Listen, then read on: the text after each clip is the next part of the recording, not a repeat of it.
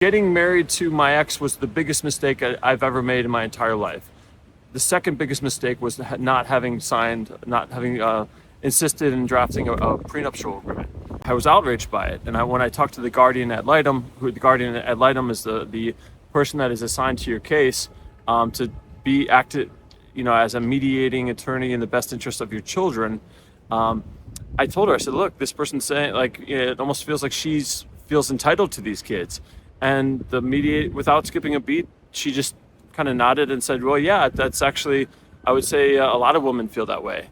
For me, that was my first kind of taste of wow, this system is not, as much as we push for gender equality and we talk about, people being equal in this country, that is not what I would expect a representative of the court to have just kind of said. So I wanted to make a video on the topic of prenuptial agreements. So there is a famous divorce lawyer that's making the rounds on the internet, and he often talks about this. So he talks about the idea of a prenuptial agreement, and if you have one and you draft one with your soon-to-be spouse, you are effectively negotiating with that person at the best of times, right immediately prior to getting married, when you are both bright-eyed and bushy-tailed and very optimistic, and you are on great terms.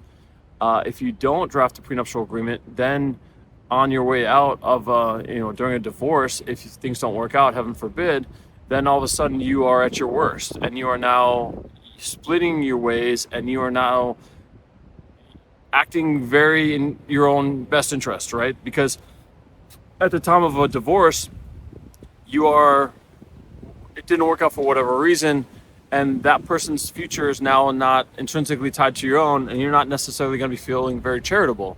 You're going to be feeling very looking to secure your best interest into the future, not necessarily have their best interest at heart. So you're in a very adversarial position. And a lot of people, I think, don't understand about divorce is that a divorce is a negotiation. You don't just immediately say, file for divorce, and then you go in front of a judge, and then the judge divvies everything up.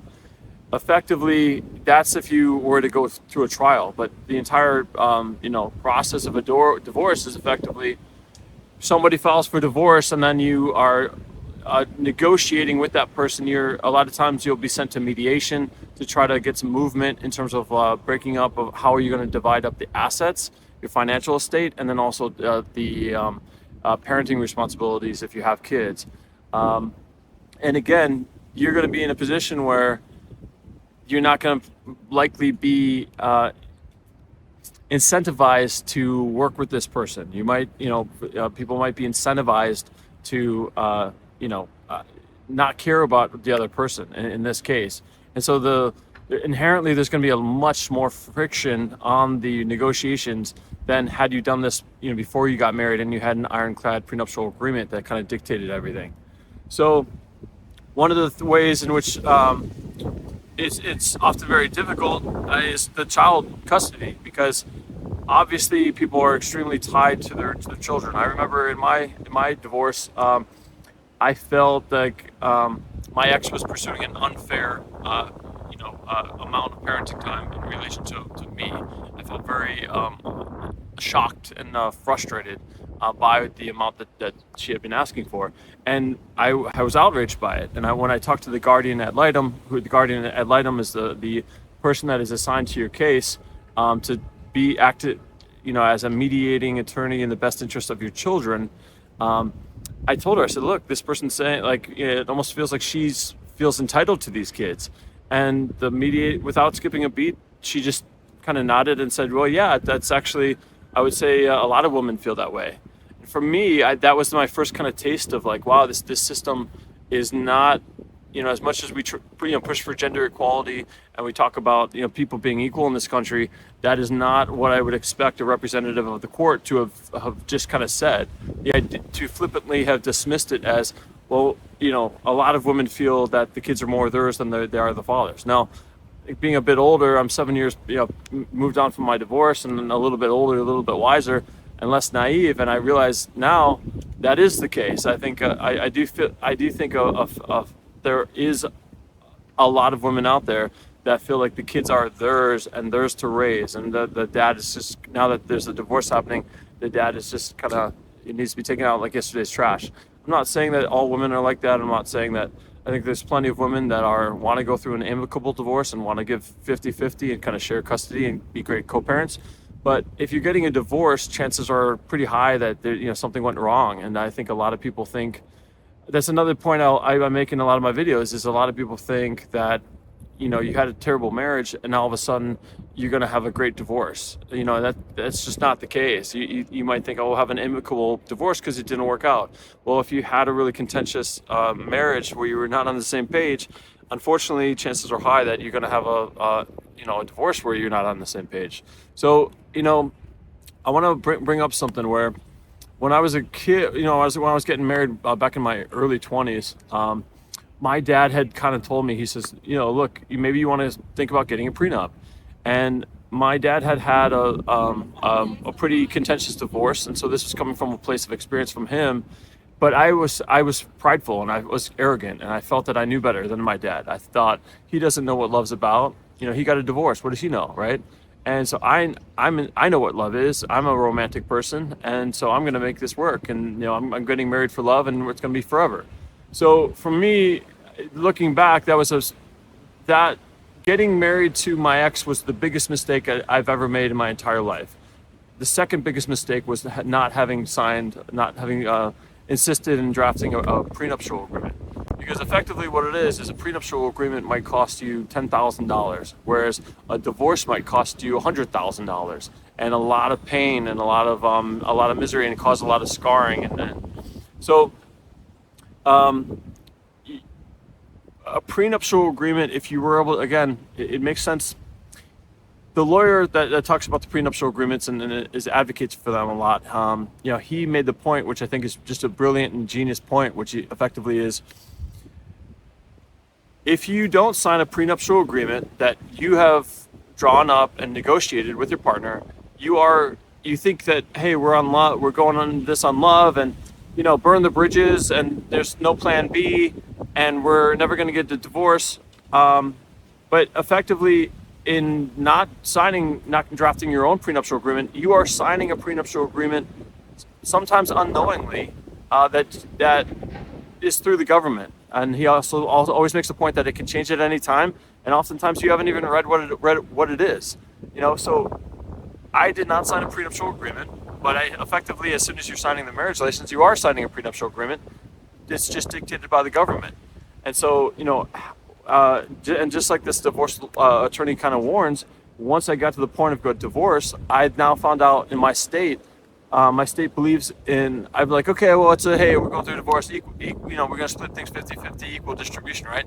And that's not the case. It's got that evil word of equity in there, which is not equal. It's equity. Equity means, hey, we're going to try to set up both people for success in the same amount, post-divorce. So, I had brought assets in.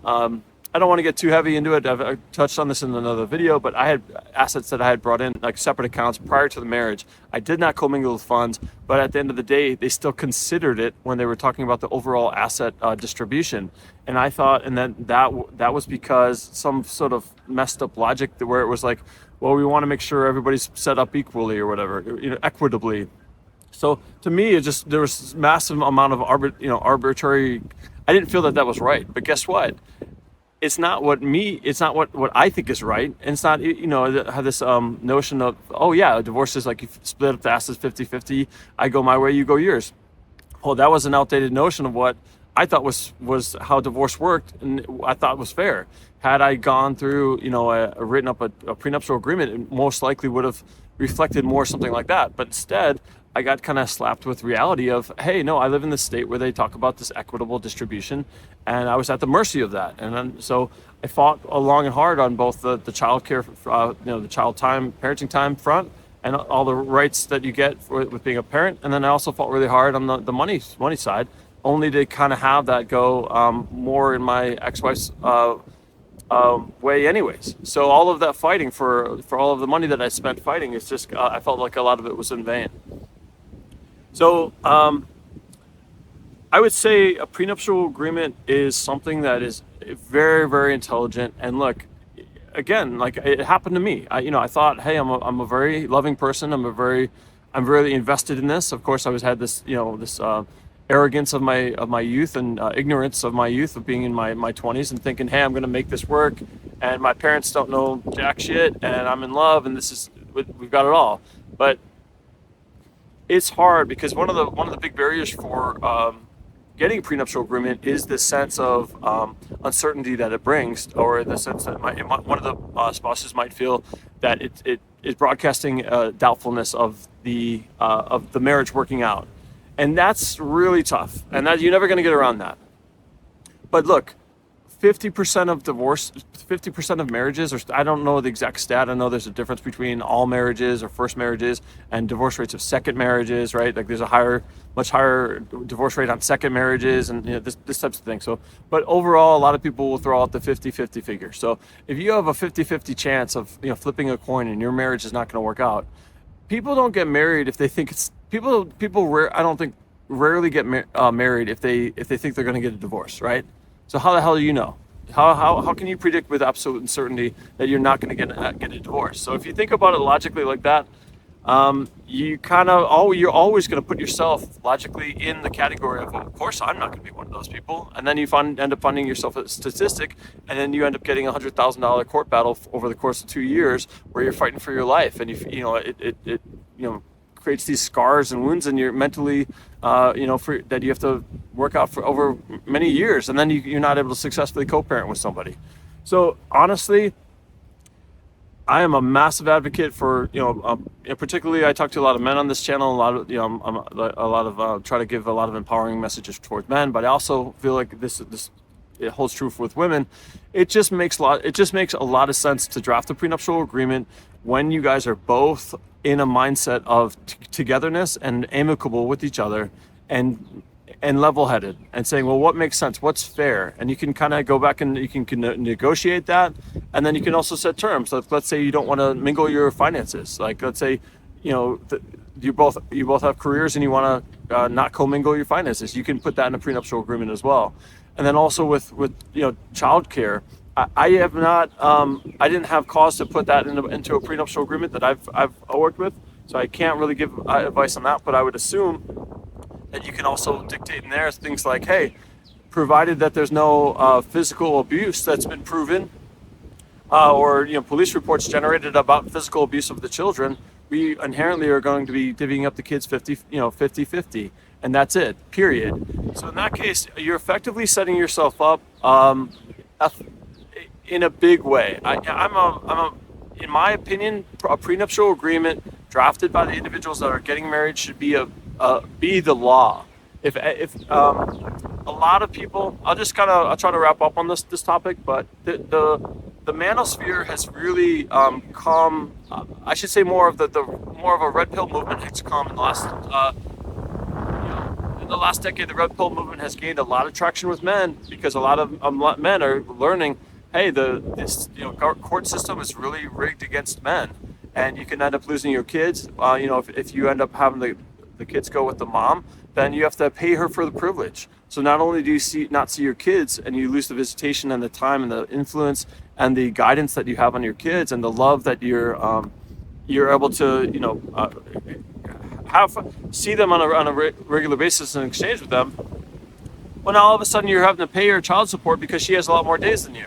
So you get it's a double whammy, and then you end up living in a shoebox. So a lot of men have been coming out of the woodwork to and I think in a very good way to spread the message to other guys of, hey, the juice is not worth the squeeze in terms of marriage. But I am a pro-marriage guy. I'm not, I feel like for me, I want to keep drawing the distinction and defining what I'm about. I'm about the red pill in the sense of empowering men and giving men knowledge about what it is, and having men become high value and work on themselves and be proud of themselves and empowered. I think we need to empower men a lot more than we do in society.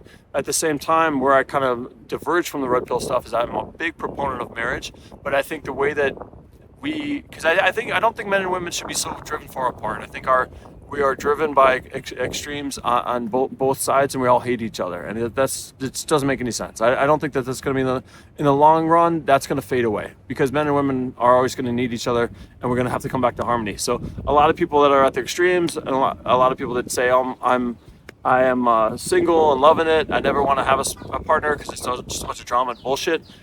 You know, if you are somebody like that, and you that's the life that you want to live, I say, good for you. You do you. But I think on the whole, I think a lot of people are like me, and a lot of people want to be in a relationship with a woman and be able to love and receive love and have that tight partnership and feel like you're on a team with somebody. So for me, I think the antidote for a lot of this would be pushing the prenuptial agreement and standing on it. And it's very uncomfortable, because when you say, hey, I'm insistent, one of the conditions of me getting married is signing a prenuptial agreement, it can ruffle feathers, and it can be it's extremely expensive. Lawyers nowadays are very expensive. You're not going to get probably not going to get out of there with a prenuptial agreement under it's probably going to be $5,000 to $10,000 minimum, and so that's a hard sell when you're going to be newlyweds and you're already pinching pennies to pay rent and this and that. But honestly, my best advice to younger guys out there, or guys that are going into marriage later in their life, or the second marriages, I strongly recommend getting a prenuptial agreement, because there's so many different reasons that I've just gone over. It's going to be, in the event of a divorce, which you never know if it's going to get a divorce or not, you're going to save a massive amount of money. You're going to save a massive amount of, trauma that you're going to go through, because it's basically all tidied up, and it's going to be a much smoother process. You're not going to feel as much of a victim as you go on, and you're going to have a lot better opportunity to leave the marriage on better terms, because you didn't go through a bloodbath. I say all the time, an acrimonious divorce can be like being in a knife fight with somebody where you're trying to gouge their eyes out, and then you do that for a year, and then all of a sudden, like, you get in front of the judge on the final day, and the judge signs off on your the judge signs off on your divorce decree and says, hey, you are now divorced, congratulations, I wish you all the best in your lives. Now, good luck co-parenting with each other. And it's like, yeah, good luck co-parenting with each other when you just we're at war with somebody, literally, like, for the last year plus. So that doesn't make any sense, and it causes a lot of it creates a lot of wounds that every single time every single wound that's created is another one that has to heal before you can kind of work with that person and be a co-parent. And so that's maybe a topic for another video. But anyways, I really appreciate you watching. I hope you got a lot out of this. I'm just very big on prenuptial agreements. Again, I think it should be the law. I think before you even get married, that should be step one, is the couples between themselves draft and submit a prenuptial agreement. That would make our world a much better place. That would make the divorces much easier to reconcile. And to me, just as a system, it makes a lot of sense. It doesn't make as much sense for divorce attorneys, because they all of a sudden would lose a lot of money in the back end. But it certainly makes a lot more sense for our society and couples. So anyways, if you like this content, please like and subscribe. It really help out the channel. And thanks so much for watching. I'd love to hear commentary down below. Thank you.